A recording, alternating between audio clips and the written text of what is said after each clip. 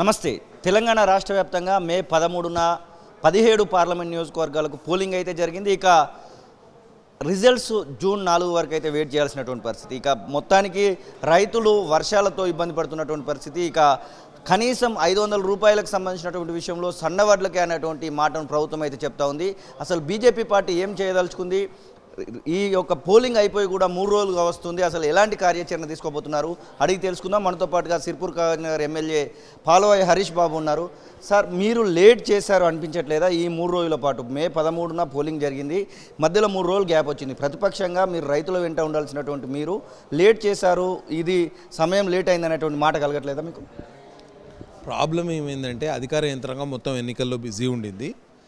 ఈవీఎంలన్నీ కూడా జిల్లా కేంద్రానికి అంటే పార్లమెంట్ నియోజకవర్గ కేంద్రానికి చేరుకోవడానికి ఒక 24 to 48 అవర్స్ పట్టింది.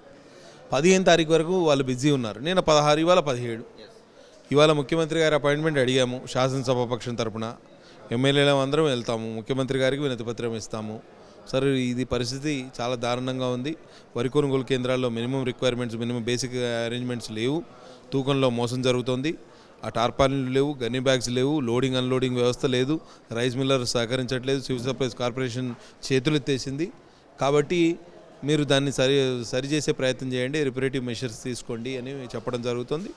తర్వాత ఆందోళన కార్యక్రమాలు కూడా చేపడతాం ఇవాల్టి ముఖ్యమంత్రి గారి స్పందన తర్వాత.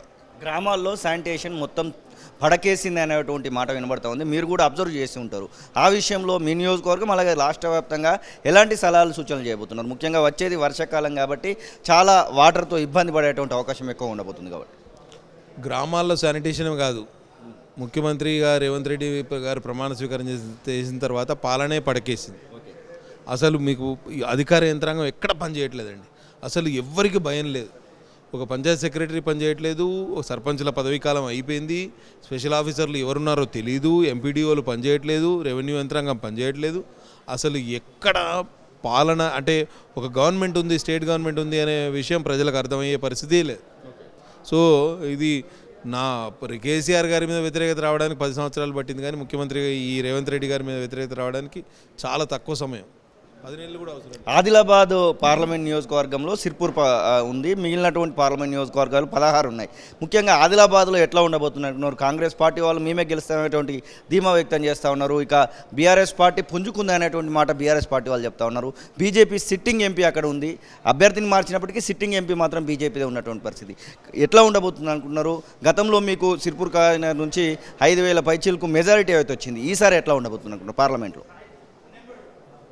ఆదిలాబాద్ పార్లమెంటు భారతీయ జనతా పార్టీ అభ్యర్థి శ్రీ గోడం నగేష్ గారు 1,00,000 పైచీలకు మెజారిటీతో గెలుస్తారు. బీఆర్ఎస్ పూర్తిగా 3వ స్థానంలో ఉంది. డిపాజిట్ రాకున్నా ఆశ్చర్యపోనక్కర్లేదు. కాంగ్రెస్ ఎన్ని కుట్రలు పనినా అక్కడ మంత్రి గారు సీతక్క గారు 2 నెలలు అక్కడే మకాం వేశారు. అసలు అక్కడి నుంచి జరగడం లేదు. వాళ్ళు ఖర్చు పెట్టింది, వాళ్ళు ఆ అధికార దుర్వినియోగానికి పాల్పడింది చాలా ఎక్కువ. అయినా ప్రజలు మంచి తీర్పునిచ్చారు. మోదీజీ నాయకత్వాన్ని కోరుకున్నారు. గోడం నగేష్ గారి కమలం పువ్వు గుర్తు కొట్టేశారు. మీరు ఎన్నికల్లో మాకు సిర్పూర్ నియోజకవర్గం నుంచి దాదాపు 15,000 నుంచి 20,000 మెజారిటీ వస్తుంది. ఆదిలాబాద్లో వస్తుంది, ముదోల్లో వస్తుంది, ఖానాపూర్లో వస్తుంది, నిర్మల్లో వస్తుంది, ఈవెన్ ఆసిఫాబాద్లో కూడా వస్తుంది. అసలైన తొలి వెలుగు. ఫాలో వాట్సాప్ @తొలి వెలుగు అఫీషియల్.